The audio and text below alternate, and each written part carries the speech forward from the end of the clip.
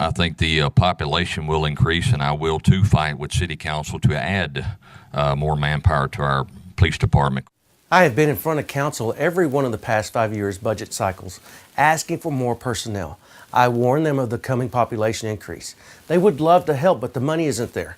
So we've had to do more with less. And while certain segments of crime have risen in the short term, we have weathered a population increase from 80,000 to over 100,000 in a few short years without crime growing at the same rate, while still doing better than our neighboring cities. The other thing that I want to do is go to a 12-hour shift for our patrolmen. One solution given by my opponent is to move to 12-hour days. We have studied the research on this, and it isn't the answer for SAPD. Abilene has been under 12s for well over a year. A poll given to the officers in Abilene in recent weeks, 90% oppose 12-hour shifts. In the CLEAT survey, responders overwhelmingly oppose 12-hour shifts. Not only is it bad for their quality of life, but do you want an officer with his gun in his hand making a life or death decision after working 11 and a half hours? Or speeding through your neighborhood to an emergency call after working 11 and a half hours? I don't. We have 3 or 4 positions that are occupied by officers within the department that I think can be civilianized. Here, my opponent demonstrates serious lack of knowledge of how the city budget process works and SAPD staffing. We have all the licensed officers we are allowed, 165, with 28 waiting higher. There are only 2 ways to civilianize positions: eliminate officer positions or get additional money for new positions from council, which they don't have. So his proposal takes our number of positions from 165 to 163. He would gain 1 or 2 officers for patrol, but in the process, we would cut officers. Plus, we waste the investment in their training and add the cost of hiring and training the 4 new civilian positions.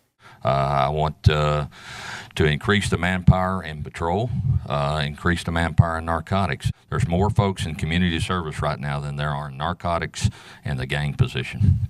We make narcotics arrests every day. A number of officers in a number of divisions work on narcotics and gang-related cases. The community service positions he wants to eliminate or replace with civilians, jobs like recruitment, public information, and school-based programs like GREAT and DREAM, where your kids get positive reinforcement from police officers as an effective and preventative measure against gangs, drugs, and crime. As with sector-style policing, it's so large, these guys are running from call to call. They have no ownership. There's no nicknames with these guys these days in sector-style policing. They're chasing calls. I'll restate my point, is getting back to district-style policing rather than sector.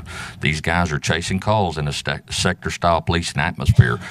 By going back to district policing, my opponent is advocating for returning to a style of policing that is obsolete. Officers driving around hoping to deter crime or catch it in progress is a thing of the past. Using intelligence and data and being proactive is what sector-style policing is all about, and it has proven successful here and in departments all around the country. In the old days he refers to, we had almost 20,000 fewer people, fewer neighborhoods, and San Angelo was geographically smaller. It was nothing more than an ambition, self-motivation for me to open a business. I wanted a life outside of retirement. It's no different than me if I was working full-time or 7 days a week overtime being a policeman. I wanted to do something different. Obviously, I didn't have an issue with my opponent having side businesses as a lieutenant of a shift that happens from 3 p.m. to 11 p.m., but now he wants to be chief. It's a full-time commitment that requires full attention during the same hours as other businesses open and availability at all times. Additional officers would be great. We're struggling with that. It seems like we're chasing our tail every time we turn around. We hire more and we lose more. Retention and losing officers through attrition was a dangerous problem when I ran 12 years ago. Today, we're fully staffed at 165 officers with a waiting list of 28. They're not working at their most potential that they can right now. Patrol's own records show that only 60% of their time are they on particular calls. Their self-initiated activity is up, and I think it's unfair to say these officers aren't working to their full potential. They are actually working hard for you every day and doing a remarkable job.